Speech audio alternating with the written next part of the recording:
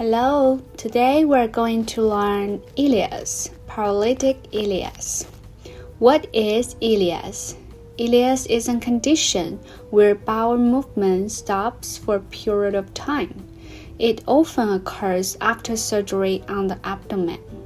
The stomach and the small bowel recover usually within 24 hours after surgery. However, the large intestines takes much longer to recover, sometimes up to 72 hours. This then leads to a backing up of the bowel contents at the level of the colon.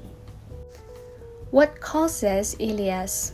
In addition to post-operative causes, ileus also results from intraperitoneal or retroperitoneal inflammation, such as appendicitis, diverticulitis, perforated duodenal ulcer, retroperitoneal or intra-abdominal hematomas, such as ruptured abdominal aortic aneurysm, lumbar compression fracture, metabolic disturbances such as hypokalemia or drugs such as opiates, anticholinergics, sometimes calcium channel blockers.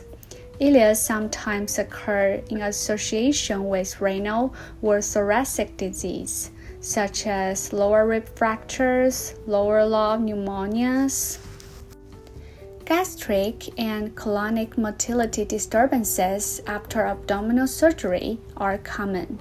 The small bowel is typically least affected, with motility and absorption returning to normal within hours after surgery. Stomach emptying is usually impaired for about 24 hours or more. The colon is often most affected and may retain inactive for 48 to 72 hours or more. What are the symptoms of ileus? Swelling of the bowel, abdominal pain, and vomiting of dark bowel contents with a fecal smell are common signs and symptoms of ileus. Blood poisoning, toxemia, and dehydration may also be present. If neglected, ileus can cause shock and pus to form in the infected area, sepsis. Upon examination, the physician will fail to hear the normal bowel sounds in the abdomen. Swollen bowel lobes can be seen on X-ray of the abdomen. How is a ileus diagnosed? Clinical evaluation, sometimes X-rays. The most essential task is to distinguish ileus from intestinal obstruction.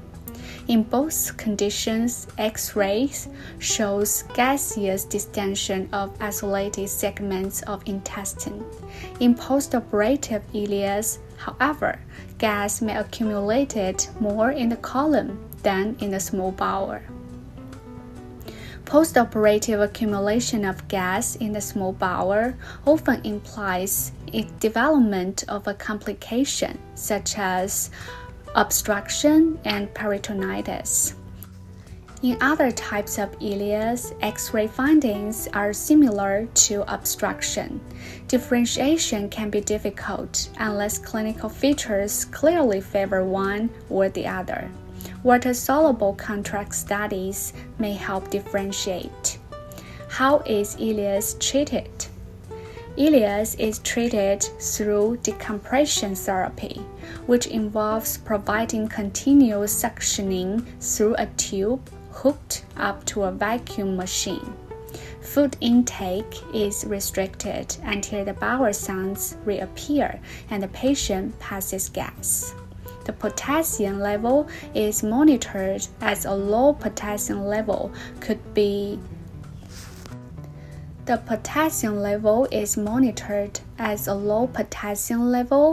could also contribute to the ileus.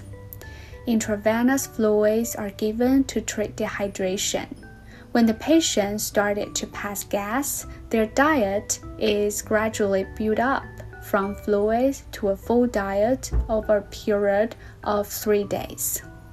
Treatment involves continuous nasogastric suction, NPO status, IV fluids and electrolytes, a minimal amount of sedatives, and avoidance of opiates and anticholinergic drugs.